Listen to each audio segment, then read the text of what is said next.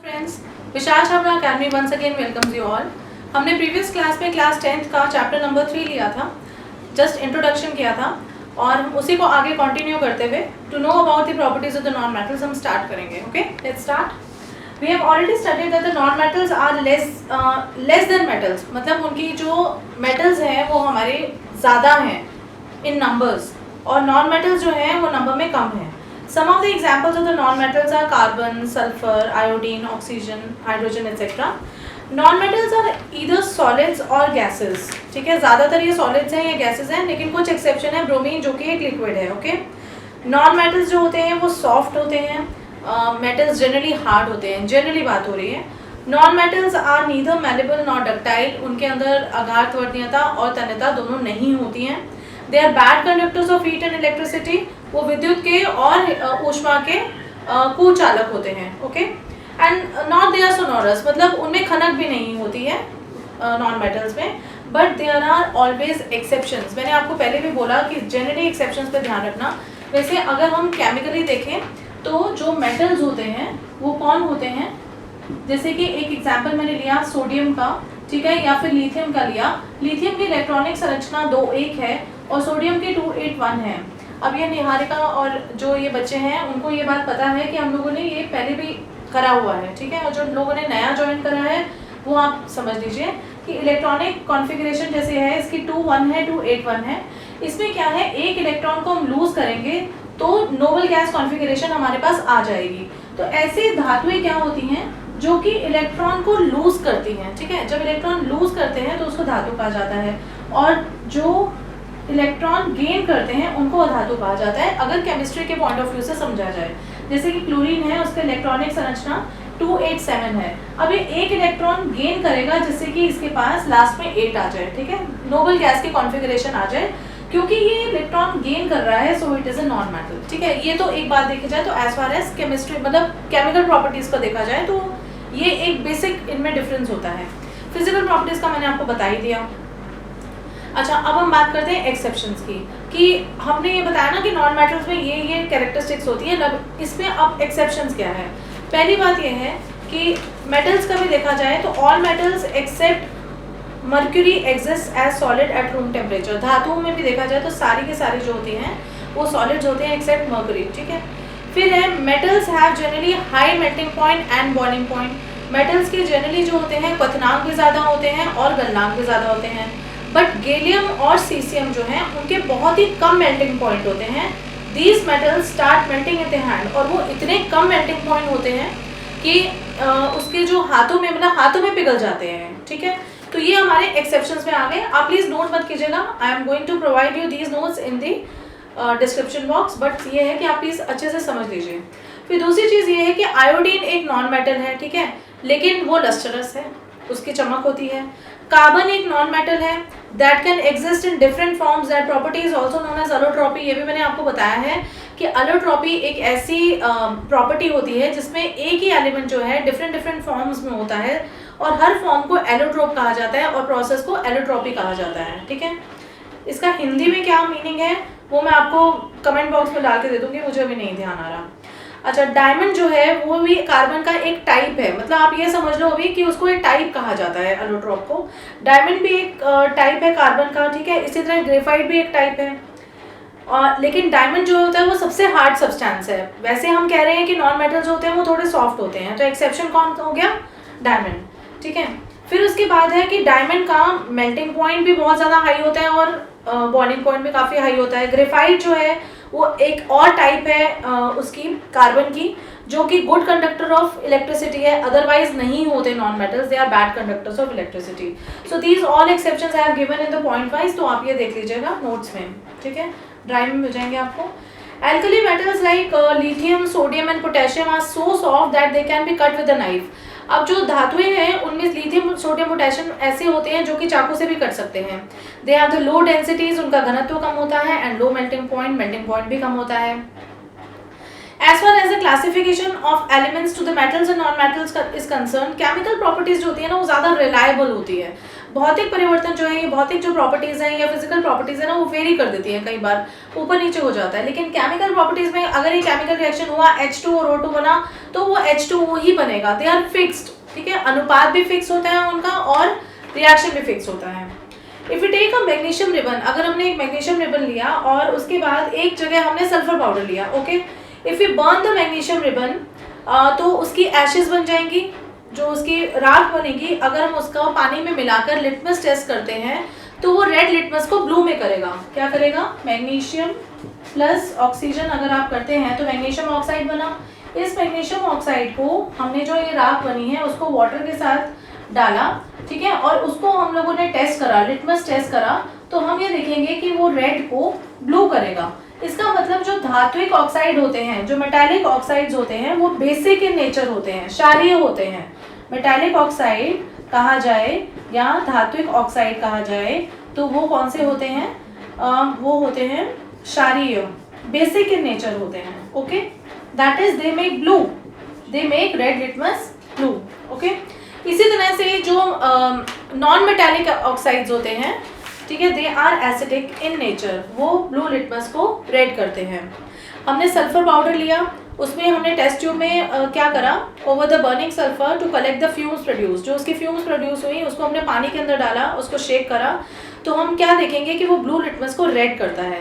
तो जो non metallic oxides होते हैं, अधात्विक ऑक्साइड जो होते हैं, धात्विक ऑक्साइड जो होते हैं, they are acidic in nature. Acidic मतलब वो क्या होते हैं? अम्लीय होते हैं. ठीक है, ये क्लियर हो गया कि जो मेटालिक ऑक्साइड होते हैं वो बेसिक इन नेचर होते हैं और जो नॉन मेटालिक ऑक्साइड होते हैं वो एसिडिक इन नेचर होते हैं. Right, I think it is clear for both the medium, क्योंकि कुछ बच्चों ने मुझे बोला था कि हिंदी मीडियम में भी थोड़ा समझाए, तो I am using those terminologies. अब ये कुछ क्वेश्चंस हैं जो कि हम कर लेते हैं. Give an example of the metal which is liquid at room temperature. Room temperature पे लिक्विड क्या है? मर्क्यूरी है, जिसको हम कैसे डिनोट करते हैं? Hg. फिर है can be easily cut with a knife, तो सोडियम आ जाएगा, पोटेशियम आ जाएगा. बेस्ट कंडक्टर ऑफ हीट, पिछले क्लास में मैंने बताया था सिल्वर है. फिर है कि इस पुअर कंडक्टर ऑफ हीट, तो फिर वो लेड आ जाता है इसमें. ठीक है, अब है explain the meaning of malleable and ductile. अगाध वरीयता और तन्यता में इनके मीनिंग्स को एक्सप्लेन करना है. मेलेबल या अगाध वरीयता एक ऐसी प्रॉपर्टी होती है मेटल्स में, दे can be spread into the sheets, उसको शीट्स के रूप में बिछाया जा सकता है. इसी वजह से एल्यूमिनियम फॉइल को, पतली पतली फॉइल्स होती हैं, देखिए कितनी खाना के पैकिंग में और आइसक्रीम्स में, चॉकलेट्स में, हर जगह वो यूज होती हैं. और डक्टाइल क्या होता है? जो धातुओं को हम तारों के रूप में खींच सकते हैं, जैसे कॉपर वायर्स में, तो उसको तन्यता या डक्टिलिटी कहते हैं. ओके, आई थिंक यहाँ तक सबको क्लियर है. तो अब हम केमिकल प्रॉपर्टीज ले लेते हैं धातुओं की. केमिकल प्रॉपर्टीज मतलब रासायनिक गुणधर्म, फिजिकल मतलब भौतिक और केमिकल मतलब रासायनिक. Almost all metals combine with oxygen to form the metal oxide. सभी मेटल्स जो हैं वो क्या करते हैं? ऑक्सीजन के साथ मिलकर ऑक्साइड्स बनाते हैं. ठीक है, ऑक्साइड, हिंदी में ऑक्साइड बनाते हैं, इंग्लिश में ऑक्साइड बनाते हैं. ओके, फिर ये है कि when copper is heated in air, जब कॉपर को ऑक्सीजन की प्रेजेंस में हीट किया जाता है तो ये क्या बनाता है? क्यूप्रस ऑक्साइड बनाता है. इसी तरह एल्यूमिनियम को अगर हम हीट करते हैं ऑक्सीजन के प्रेजेंस में तो ये एल्यूमिनियम ऑक्साइड बनाता है. ओके, कॉपर एक्चुअली जो होता है दो फॉर्म्स में होता है. क्यूप्रस होता है जिसकी वैलेंसी 2 होती है और क्यूप्रिक होता है जिसकी वैलेंसी 3 होती है. ठीक है, metal oxides are basic in nature. जैसे मैंने पहले बताया, जो धात्विक ऑक्साइड होते हैं वो क्षारीय प्रकृति के होते हैं. They turn the red litmus blue. But some metal oxide, लेकिन उसमें भी कुछ एल्यूमिनियम ऑक्साइड जैसे हो गया और जिंक ऑक्साइड हो गया, ये दोनों प्रॉपर्टीज दिखाते हैं. They show both acidic as well as basic behaviour. Okay, such metal oxides which react with both acids as well as bases. कुछ ऐसे मेटल ऑक्साइड्स जो कि एसिड्स के साथ भी बिहेव करते हैं और which react with both acids and bases, जो कि दोनों के साथ रिएक्ट करते हैं, एसिड्स के साथ भी और बेसिस के साथ भी, उनको एम्फोटेरिक ऑक्साइड्स कहा जाता है. क्या कहा जाता है? एम्फोटेरिक ऑक्साइड्स कहा जाता है. Aluminium oxide react in the following manner. ये कैसे रिएक्ट करता है वो देख लीजिए. Al2O3 प्लस HCl, मतलब ये एसिड के साथ भी रिएक्ट कर रहा है और क्या बना रहा है AlCl2 प्लस H2O। ओके, इसी तरह से Al2O3 जो है वो सोडियम हाइड्रोक्साइड के साथ भी रिएक्ट कर रहा है और सोडियम एल्यूमिनेट बना रहा है, ठीक है, और वाटर बना रहा है। तो ऐसे वाले ऑक्साइड्स को एम्फोटेरिक ऑक्साइड्स कहा जाता है, जो दोनों एसिड्स के साथ भी रिएक्ट करते हैं और बेसिस के साथ भी रिएक्ट करते हैं। Most of the metal oxides are insoluble in water. ज़्यादातर जो मेटल ऑक्साइड्स होते हैं वो पानी के अंदर घुलनशील नहीं होते हैं, but some of these dissolve in water to form the alkalis. लेकिन इनमें से कुछ ऐसे होते हैं जो कि मिक्स करके इसके साथ एल्कली बनाते हैं। जैसे कि देखो Na2O सोडियम ऑक्साइड जो है ये पानी के साथ मिलकर क्या बनाता है, सोडियम हाइड्रोक्साइड। ठीक है, दोबारा समझो कि most of the metal oxides are insoluble in water. ज़्यादातर वो पानी में घुलनशील नहीं होते, लेकिन सम ऑफ दीज इनमें से कुछ ऐसे होते हैं जो डिसॉल्व करते हैं पानी के अंदर क्या बनाने के लिए, एल्कलीज। ओके, इसी तरह से पोटेशियम भी करता है, K2O है, ये भी वाटर के साथ मिलाकर क्या बनता है, KOH बनाता है। Okay, different metals show different reactivities towards the oxygen. Metals such as potassium and sodium react so vigorously that they catch fire if left in open.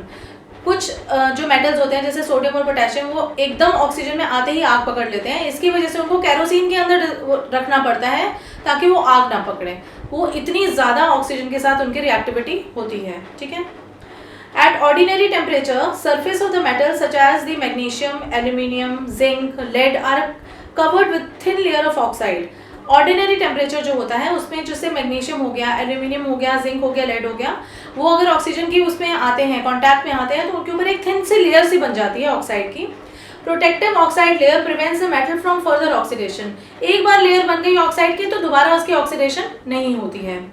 Iron जो है that does not burn on heating. Iron आपको पता है उसको अगर हम गर्म करते हैं तो वो बर्न नहीं होता, बट आयरन फिलिंग्स, जो आयरन फिलिंग्स होती हैं, जो उसका चूरा होता है, दे burn vigorously when sprinkled in the flame of the burner. अगर हम उसको बर्नर के फ्लेम में डालते हैं तो वो एकदम चूर चूर करके जलने लग जाता है। फिर है कि कॉपर जो है that does not burn but the hot metal is coated with a black coloured layer of copper oxide. ये जो कॉपर है, जैसे जो मैंने पहना हुआ है, अगर इसमें ऑक्सीजन जैसे भाई हवा में ऑक्सीजन है ही और मुझे स्वेटिंग भी हो रही है इसमें, तो क्या होता है इसके ऊपर एक ग्रीन से लेयर से जम जाती है, ये कॉपर ऑक्साइड की लेयर होती है। और सिल्वर और गोल्ड नहीं रिएक्ट करते ऑक्सीजन एंड हाई टेम्परेचर में। देखिए गोल्ड है तो ये ग्रीन नहीं होता, ये ऑक्सीडाइज नहीं होता, लेकिन कॉपर हो जाता है। ओके, फिर है कि sodium is the most reactive of all the metals. सबसे ज़्यादा रिएक्टिव जो है वो सोडियम है। और मैग्नीशियम का जो रिएक्शन है ऑक्सीजन के साथ वो इतना भयंकर नहीं होता जितना कि सोडियम का होता है। Magnesium reaction with oxygen is less vigorous, implying that it is not as reactive as sodium. मतलब सोडियम ज़्यादा रिएक्टिव है और मैग्नीशियम कम रिएक्टिव है। अब हम लोग यहाँ अगली क्लास में जो पढ़ेंगे वो ये पढ़ेंगे कि what happens when metal react with water. जब धातुएं जो हैं वो किससे रिएक्ट करती हैं, पानी के साथ रिएक्ट करती हैं, तो क्या होता है। ठीक है, this we will study in the next class. For the continuity of the class, previous class को भी आप पढ़िए, उसके बाद फिर ये देखिए, फिर नेक्स्ट क्लास हम लोग करेंगे। Please like, share and subscribe my channel and press the bell icon for the further notifications. Stay home, stay safe, take care.